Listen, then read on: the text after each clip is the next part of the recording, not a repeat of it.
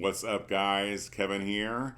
Life can get a little hectic, so why not relax and learn some guitar? We're going to be talking about bar chords. When I first started out, bar chords were not the easiest thing in the world to learn, but a buddy of mine showed me a power chord, and that whole idea made a huge difference. I'm going to show you that today in this lesson and get you started on your way to playing bar chords nice and smooth. Let's go. All right, so for power chords, which are actually much cooler to say than bar chord, we're going to break this down into nice bite-sized steps. And this is not really a trick or a technique. These are chords that are, part of music, and you can use them to play entire songs. So the deal with power chords is the way you learn them. It makes a nice logical step to go from playing a power chord to playing a bar chord. And I think that's really important. Don't just jump right into playing bar chords without kind of working up to it. So let's start with a power chord, and you'll also see these written as A5 or C5 as a fifth chord. So we're going to take our index finger, and we're going to go here on the 6th string, count up to your 5th fret. 6th string, 5th fret, that is an A note. Play that with your index finger. If you'd like a much more detailed lesson on how to learn all the notes on the fretboard, check out this lesson here that I've done. Do that after you're finished with this one. So this 6th string, 5th fret A note with your index finger. And then we're going to use our ring finger, and we're going to play the 5th string, 7th fret. Just 2 notes, 2 fingers, 2 strings, 2 notes. That is an A power chord or an A5 chord. Now it doesn't sound real full, like a... However, it is a chord. So the cool thing is it's not major or minor. It's just a power chord. So the reason it's called a fifth chord or A5, you have the first note of the A scale. This ring finger here on the 5th string, 7th fret is the 5th of the scale. So you can move this shape around. Here's the A. If you move it down here, that's the G, because this is the 6th string, 3rd fret. That's the G. F. And then you pop in an E minor chord. You got yourself a song.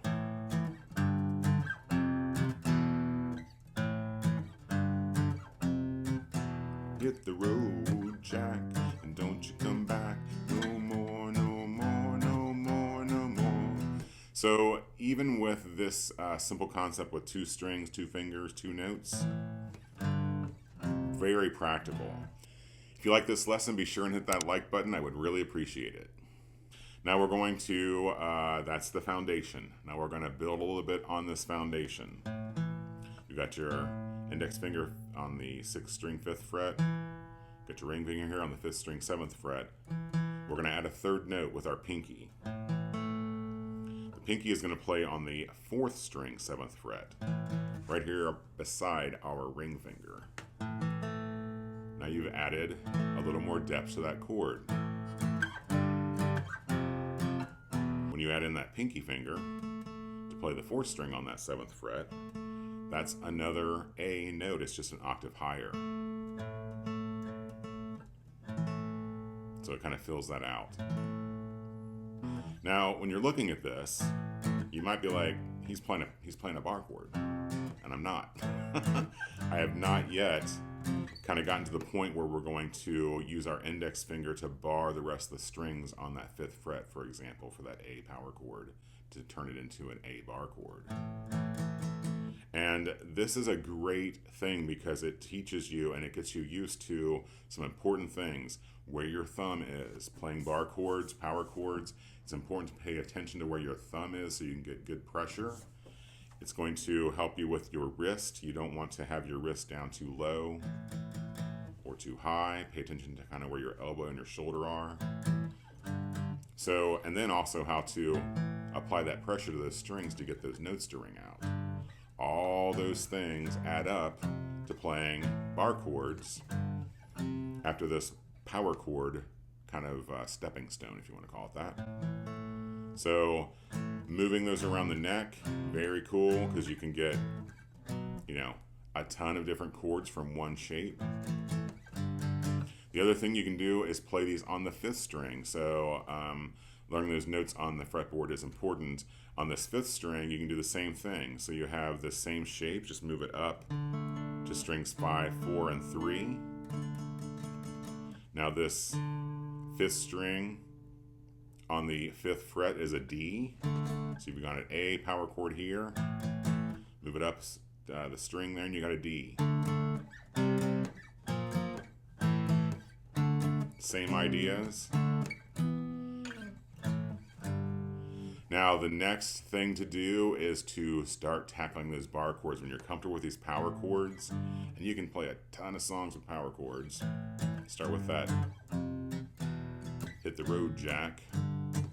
It's just starting here on that A. Down, down, down, down on the G. Down, down on the F. One time on the E minor.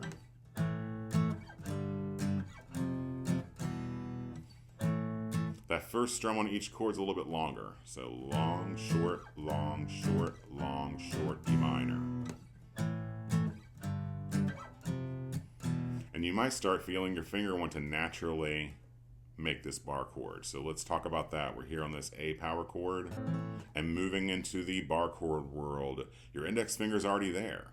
You've practiced the power chords and now you're going to apply pressure to all the strings on that 5th fret with your index finger. Leave that power chord shape right there in front. And that's an A minor bar chord. Add your index finger to the 3rd string on the 6th fret and you got an A major bar chord. Same concept, move it around. G, F, B, very, very cool. So to review, you've got the A power chord, 2 fingers.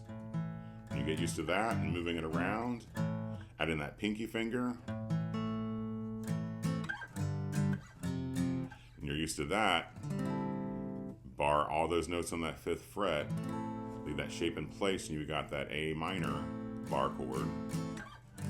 Or G minor or F minor, depending on where you're playing it.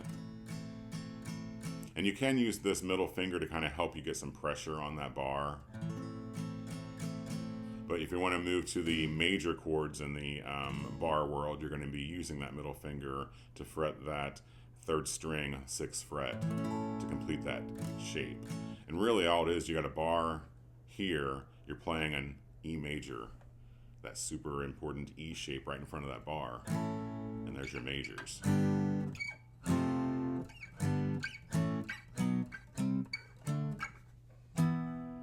So start with that power chord foundation and then move to the bar chords next. And you can check out this lesson. It's a cool Creedence Clearwater Revival song. You got a bar chord in there to tackle for your first one if you like. Check that out and I'll see you guys for the next lesson. Remember, you're never too old to learn.